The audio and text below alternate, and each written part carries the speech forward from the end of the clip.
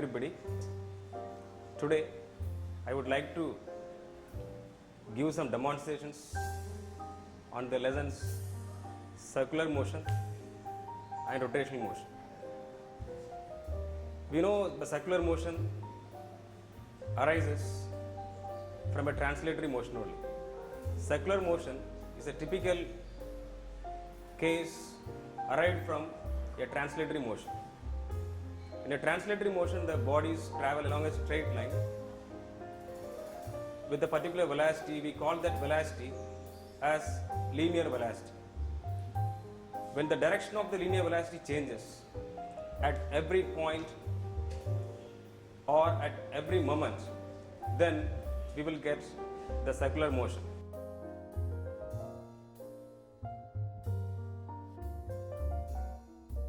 Let us all see the following picture as in the diagram. If a body goes along the straight line, it will be called translatory motion. Assume a body travels along this straight line with the linear velocity v. At another point, the direction of the linear velocity changes.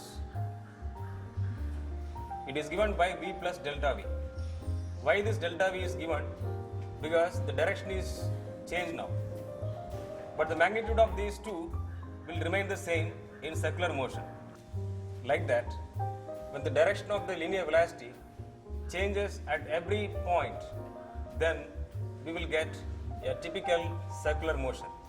So circular motion is a typical case of a translatory motion only. When a translatory motion direction changes at every point, we will get a circular motion. Now, the linear velocity direction is always along the tangent of the circular path. You can see here in the diagram, always the direction of the linear velocity is along the tangent of the circular path. Here, there are two kinds of circular motion. One is uniform circular motion and another one is non-uniform circular motion. So, there will be an acceleration at every point because of the change in direction. There are two types of accelerations in a circular motion. One acceleration is tangential acceleration and another acceleration is radial acceleration. The net acceleration is given by A equal to AR plus AT. In a non-uniform circular motion, both the terms AR and AT exist. AR is given by omega cross B and AT is given by alpha cross R. In a uniform circular motion, alpha becomes 0. Why? Because in uniform circular motion, angular velocity is a constant. So when you differentiate angular velocity, the angular acceleration becomes 0. So the net tangential acceleration becomes 0. There will be only one acceleration, that is A equal to AR for uniform circular motion. Now let us see the difference between uniform circular motion and non-uniform circular motion in the following demonstration. In circular motion itself, there are two kinds. One is uniform circular motion and another one is non-uniform circular motion. In uniform circular motion, the angular velocity remains constant. I can illustrate this in the following demonstration. I take a coin, keep the coin on the disc, and I rotate this disc with uniform angular velocity. The coin stays over there.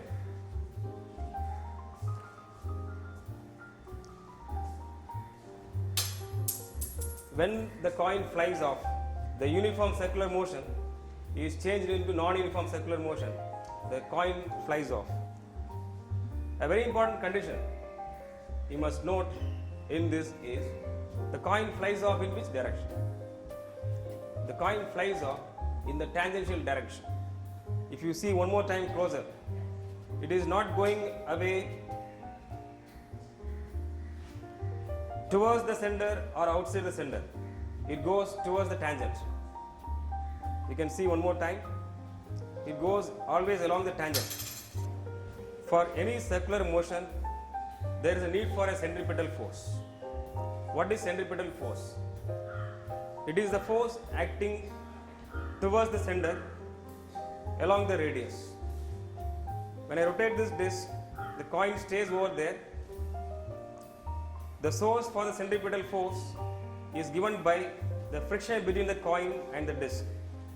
The friction between the coin and the disc gives the necessary centripetal force. For any circular motion, we know there is a need for a centripetal acceleration. The centripetal acceleration, as we see in the disc, it is given by the friction between the coin and the surface of the disc. There is a situation arises, the coin flies off because the friction is no more a sufficient quantity for giving the centripetal force. So that is why it flies off from the disc. In a circular motion, there is a need for centripetal force we have seen. There is one more quantity there in circular motion, that is called centrifugal force. It arises because the circular motion object, it is going in a non-inertial frame of reference. What is a non-inertial frame of reference? Any frame of reference which is accelerated, it is called non-inertial frame of reference. Why this disc is called a non-inertial frame of reference? We have seen already there is always a centripetal force acts. We have seen the direction of the centripetal force and centrifugal force in the picture. Let us see the same thing in the following demonstration. For this, let me use these two bottles. First of all, these two bottles have balls suspended in a spring. But in one bottle, the ball is suspended without water, and in another bottle, the ball is suspended in water. Let us see what happens when these two bottles are kept on the rotating disc. In this disc, I made an arrangement to fit these two bottles such that the bottles can be rotated. You can see the bottle without water. The ball inside it is already pointing towards the center. But the ball inside the water, it is suspended straight.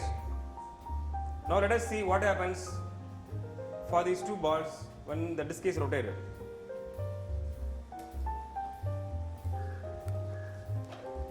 You can see the ball without water. It is always acting outside the center. Previously it was inside towards the center. Now it has gone outside. It is pointing away from the center. But the ball inside the water, it is going towards the center. You can see simultaneously the two forces, centripetal and centrifugal forces, together. What is the reason for this? The ball inside the water, it points towards the center when it is rotated, but the ball suspended without water, it goes away from the center. I will give one example for this. When a passenger sitting inside the bus, when a bus takes along a curved path, the passenger will go or will lean away from the center. He will lean outward. This is a situation where a person is riding a bike. When a person rides a bike or any cycle in a covered path, along with the cycle, the person leans inward. So this is an attached system. The person sitting in a cycle or the bike, he is already attached with the system. So as the bike goes along the circular path, along with the bike, the person also leans inward or towards the center. But a person sitting inside a bus, he is loosely attached, or any loosely attached particles, they go outside the system, away from the center. As we have seen already, because of the centrifugal force, the loosely attached particles, they tend to go away from the center. That also we can see from these two bottles. In one bottle the ball is suspended from above, in another bottle some fashion balls are present, they are loosely attached. Now when I rotate this dish, you can see the loosely attached particles, they rise above. The fashion balls, they go outward, and the suspended ball, it is also going outward from the center. This is purely because of the centrifugal force acting on these particles. Let me invite Shri Dattaji, our physics lab assistant. He will help me to show all the centripetal force and centrifugal force at a time in different form on this disc, very big rotating disc. Here I have kept two candles. The two candles can be lit.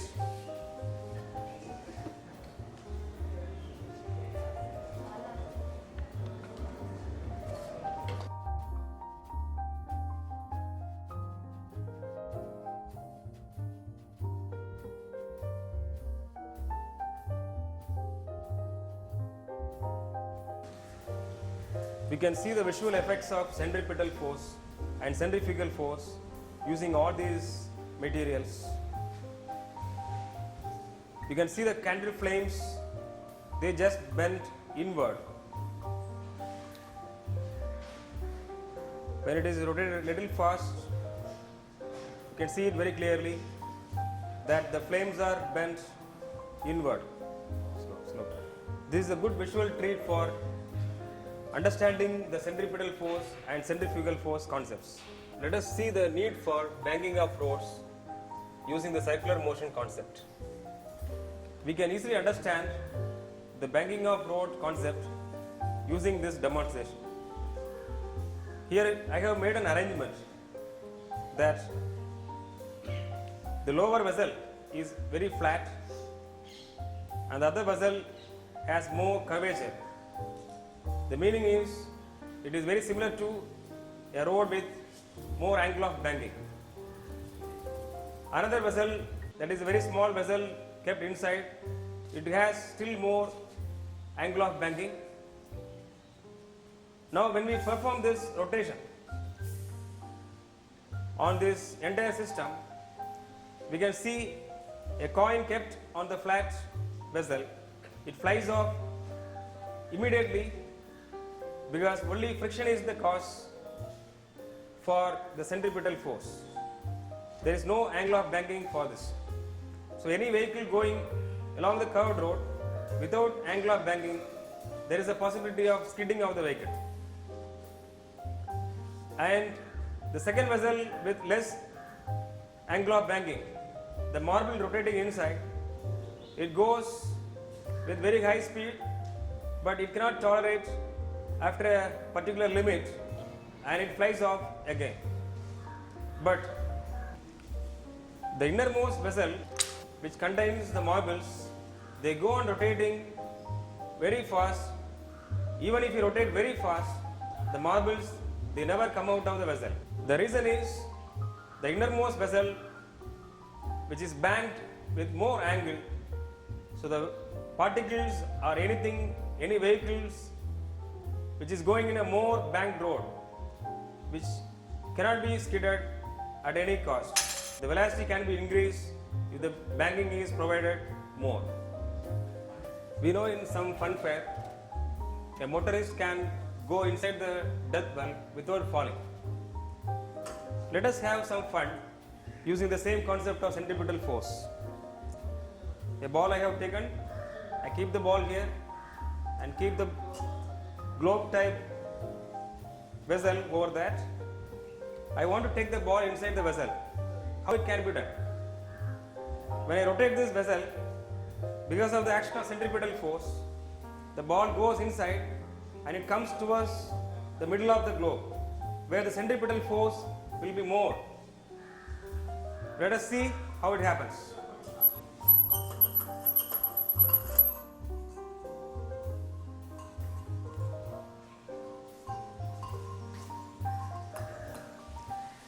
The principle of roller coaster or merry-go-round all is because of centrifugal force.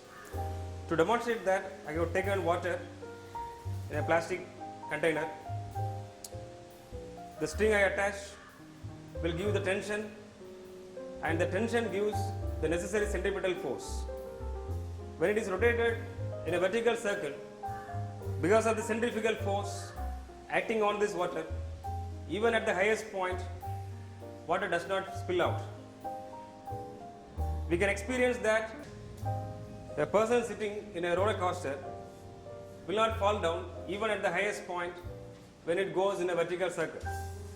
To demonstrate that, I put a ball in this water.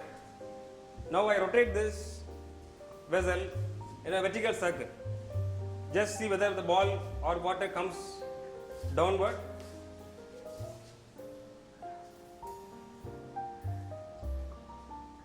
Now the centripetal force is provided by the tension. At the same time, the centrifugal force keeps the water and the ball together, not falling downward at any position. Let us see the application of centripetal force and centrifugal force.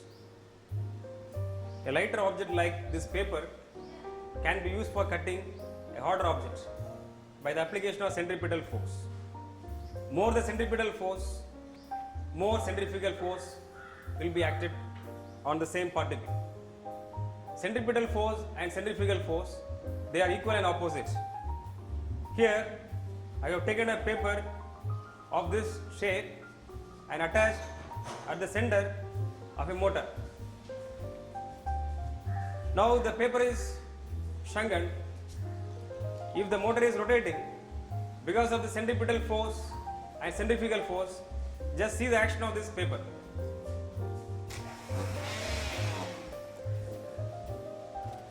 The centrifugal force makes the paper well stretched. If I bring the chalk piece near the paper will cut the chalk piece.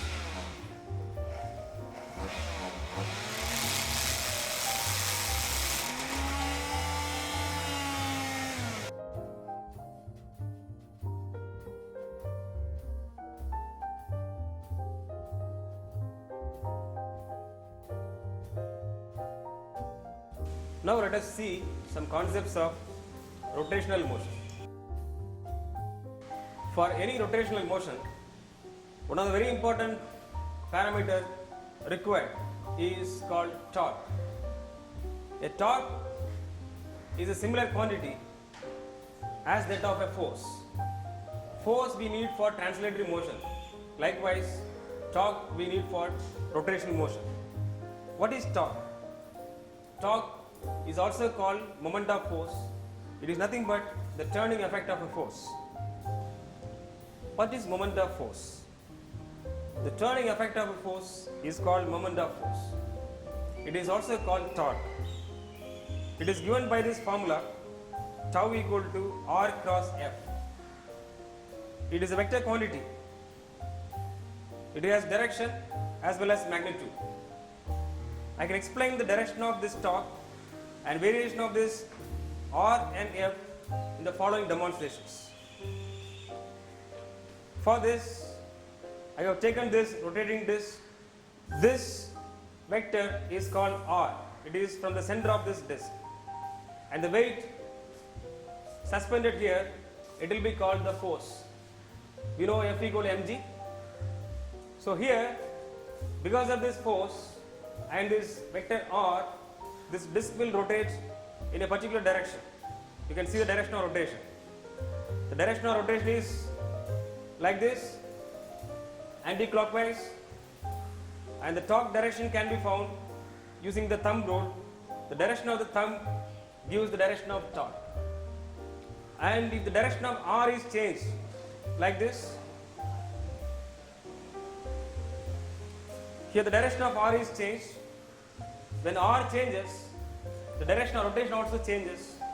Now if we use the thumb rule, the direction of rotation is clockwise and the thumb is opposite. Previously it was like this, now it is in the opposite direction. So as the direction of R changes, the direction of torque also changes. So R cross F gives a torque. Likewise, two torques, otherwise we call coupled.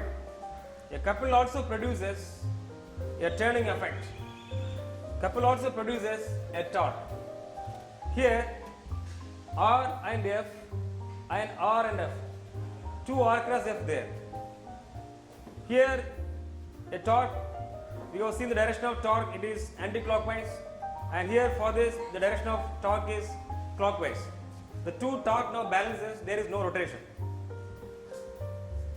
These two forces are parallel. These two forces are not called coupled.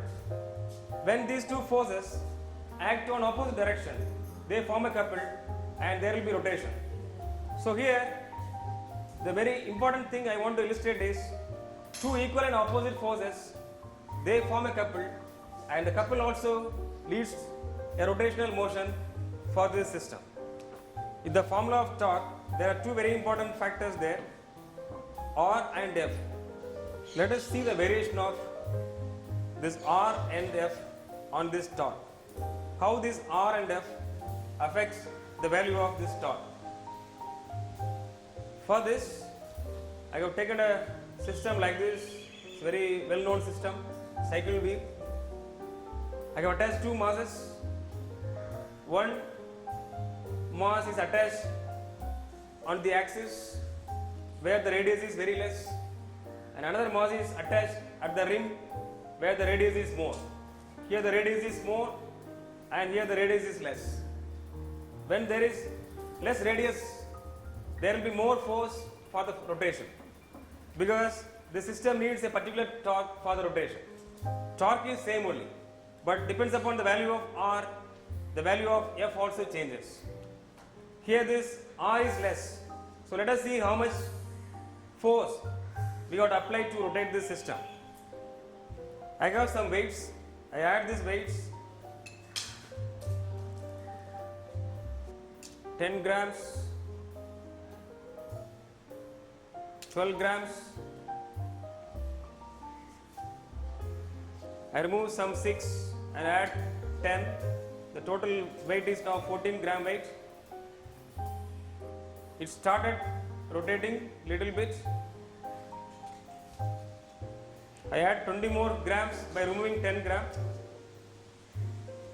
So now it started rotating. So the total weight I used is 26 plus 6, 32 gram weight. When R is very less, I have to use 32 gram weight for the rotation. Now let us see what happens if we rotate this object about a larger radius. Here I have put a pulley here and the weight is attached here. The weight is 2 gram already. The pan weight is 2 gram. Here I have to add 32 gram for the rotation. But here even at 2 grams also the system rotates.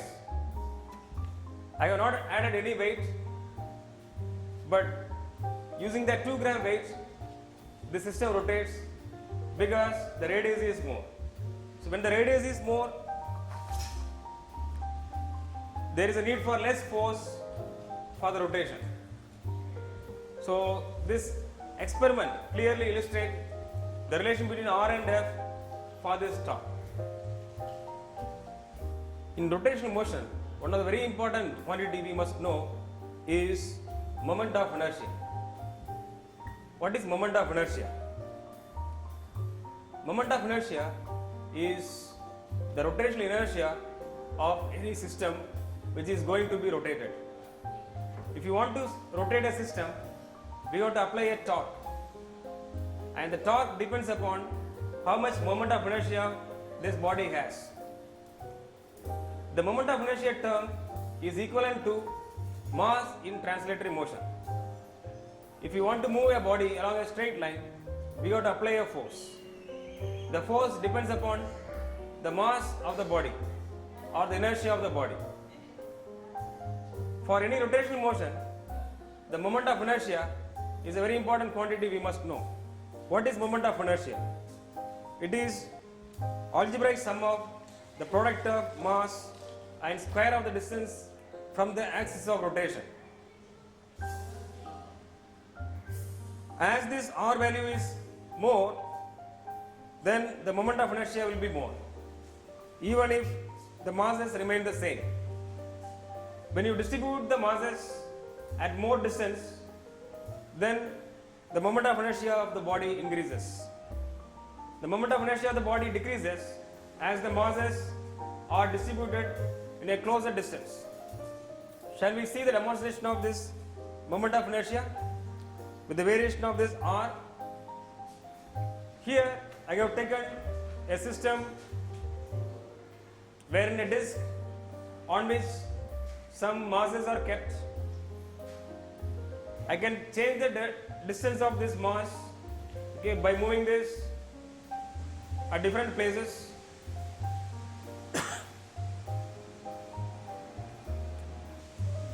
Let us see how much weight is required for the rotation of this system. Here I have kept the masses distributed long distances. So it has a particular moment of inertia. What is the torque needed for this rotation? Torque is again r cross f. This weight is attached along the axis, r is less. How much weight should be added for the rotation of this system? Let us see. It's not rotating. 24, 26. I remove 10 gram and add 20 grams.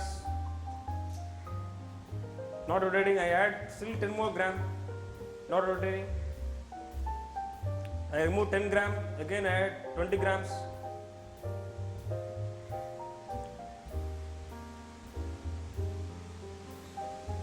It started rotating at 40 plus 10 plus 6, 56 grams. Okay. Now let us see how much weight we need to rotate this body if the masses are kept very closer and the distribution of masses is reduced to a shorter distance. I kept all the masses very close. Let us see how much weight we needed. Previously I added 56 gram weight. I add 10 gram.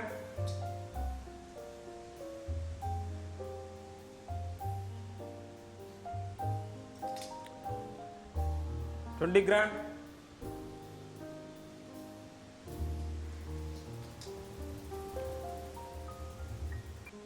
$30 grams. So at 30 gram weight, it is freely rotating. Since the distribution of mass is less, this Ri will be less, there will be less moment of inertia. For the rotation of the body, we need less moment of inertia if the masses are distributed very shorter distance. We can otherwise say the moment of inertia of this system now is less. If the masses are distributed more, the moment of inertia increases. So this example gives a clear picture for the moment of inertia and the need for torque to rotate this body.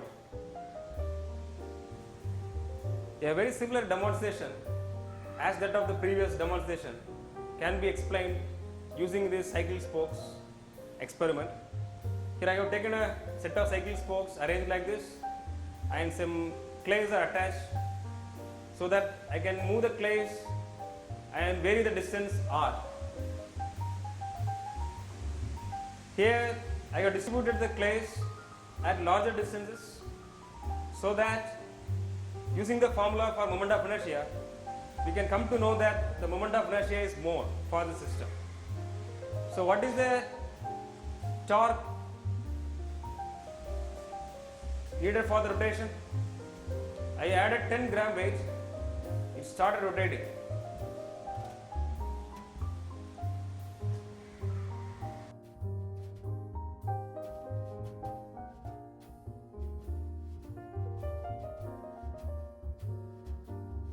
I do the same thing by not reducing the mass but reducing the distances for the mass. You can see the thing started rotating with more angular speed than that of the previous. Here one more formula we must know is tau equal to I alpha. If I is less, alpha will be more. If I is more, alpha will be less. Alpha is called angular acceleration. There is a formula for torque relating with the moment of inertia. Tau equal to I alpha, where alpha is the angular acceleration. For a given system, if I is less, alpha will be more, because for the rotation of any system, there is a constant torque required. We all know that I can be increased or decreased by changing the R values that we have seen in the previous demonstration. Now in this demonstration, let us see what is the variation of this I and alpha. When I is less, alpha will be more. Moment of inertia will be less when the masses are distributed in a very small distance. Here I reduce the masses, distances by bringing the clays near the axis. If I add 20 gram weight, let us see the speed of rotation, that is angular rotation, angular acceleration. It is more. Will we expect the same thing when the masses are distributed widely? Let us see, I am not removing the weight added in the pan. Here the thing is, I have increased the I value because the masses are distributed in a larger distance. So obviously the I value is more. When I is more, alpha will be less. We can see the angular speed. It is less compared to the previous case. It is rotating lesser speed as that of the previous speed. So this clearly says that tau equal to I alpha. When I is less, alpha will be more. When I is large, alpha will be less.